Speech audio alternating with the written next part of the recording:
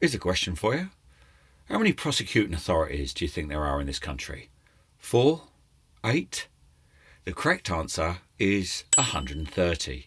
Yep, read it and weep. A long list of government agencies just itching to criminalise you. Out of them all, who do you think is the foremost prosecutor responsible for charging 75% of all offences? Would it surprise you to know it's the police? And if you think the Crown Prosecution Service oversee all these cases, you'd be wrong, because only indictable offences and contested either way offences are referred to the CPS. And although the DPP's charging guidance insists that all police charged cases should be reviewed prior to the initial hearing, in many cases the first a CPS lawyer reviews a police-led case is on the day they turn up in court to prosecute it. And who makes the decision on whether or not to charge in relation to these cases? Just standard rank and file officers. Yep, 75% of all charging decisions are made by untrained, unsupervised police staff. To make matters worse, the government are giving them more and more powers to prosecute certain cases as well. And whereas you need to be a fully qualified barrister to prosecute for the CPS, what formal qualifications do you think you need to bring prosecutions for the police?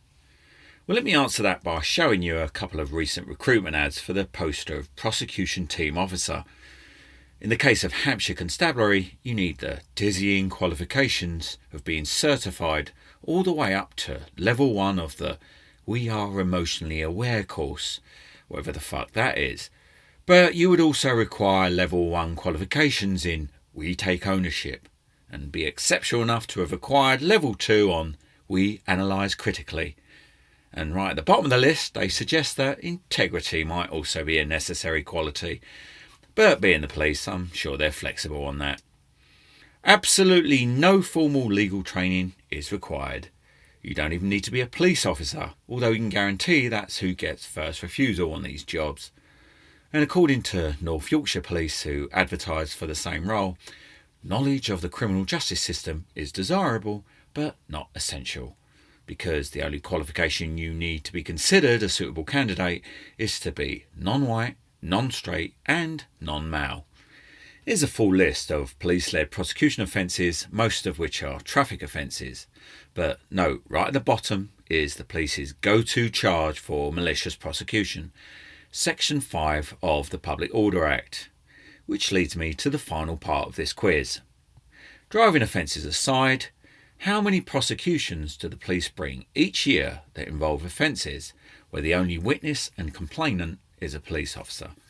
The answer is, I haven't a clue, because despite numerous FOI requests over the years, neither the police nor the CPS seem to keep such figures, despite the fact that they can regularly trot out the number of alleged assaults against officers whenever they have an agenda that wants pushing. Sadly, there is no governing department that oversees the police's decision-making. Well, not with any proper scrutiny anyway. Her Majesty's Crown Prosecution Service Inspectorate and Her Majesty's Inspectorate of Constabulary and Fire and Rescue Services are supposed to be keeping an eye on the police's charging and prosecution cases, but the last time they looked was over 4 years ago, where it was reported over a third of cases which should have been referred to the CPS were charged by the police, which means that, not satisfied with the 75% they already charged themselves, the police have snagged another 8.3% which should by rights be referred to the CPS. Unlike the CPS, the police consistently refuse to abide by the full code test and charge whenever it takes their fancy. They don't care whether or not there's a realistic prospect of conviction. They don't care whether it's in the public interest. What they care about is using state-funded resources to perpetually stoke the boilers of the courts with the fuel of petty offences and, just maybe, on occasion, using it as a means to satisfy their own personal vendettas.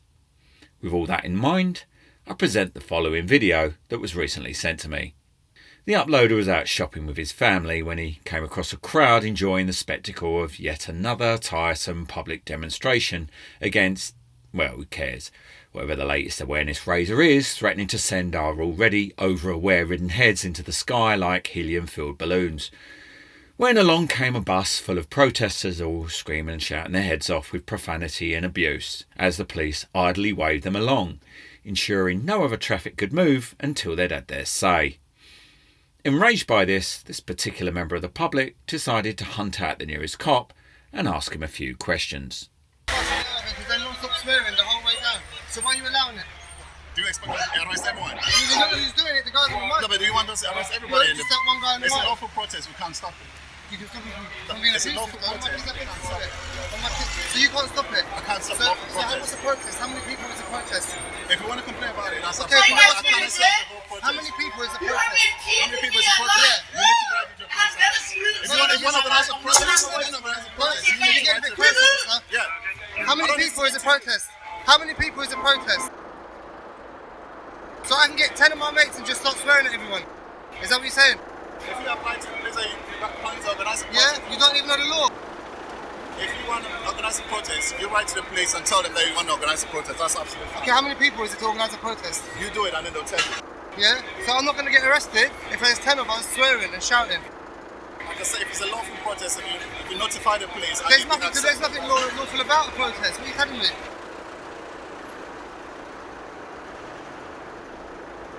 So what about me? What if I swear back? You're going to nick me, yeah? I damn right bet that. I'm not interested in this conversation. Well, I am, and you can't stop me from filming you. Keep talking.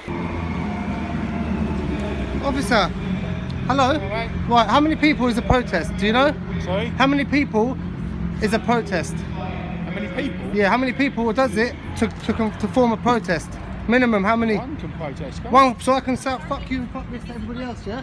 Because he told me he's not nicking the guy that's non-stop swearing when my kids are walking up and down. they? Well, this is a registered protest that they're doing.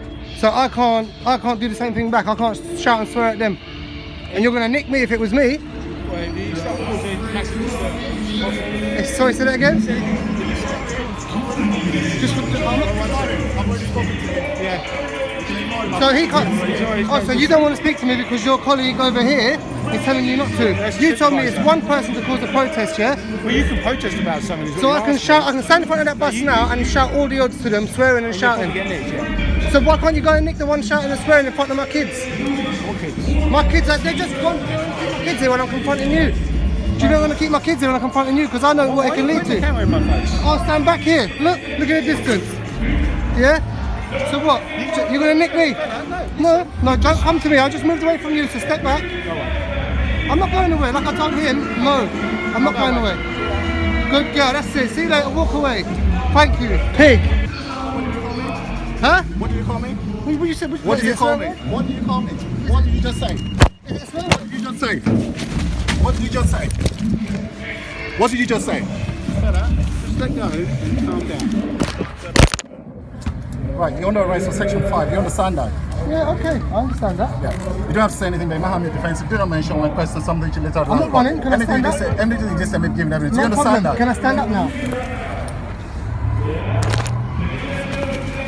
What's your name, fella? Take me to the police station. Don't worry about my name.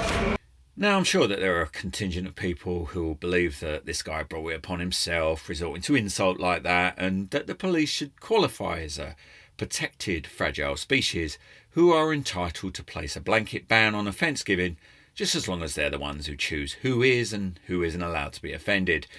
But can you not see the double standard and hypocrisy of police officers who regard themselves as street-hardened action heroes, wilting like Victorian schoolgirls the moment hurt words are flung their way?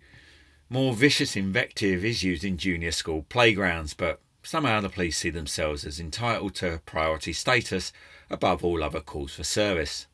And so the next time you hear about how precious their resources are, just remember the police can always find the time and manpower to charge and prosecute whomever they choose, just as long as it is they who claim to be the victim.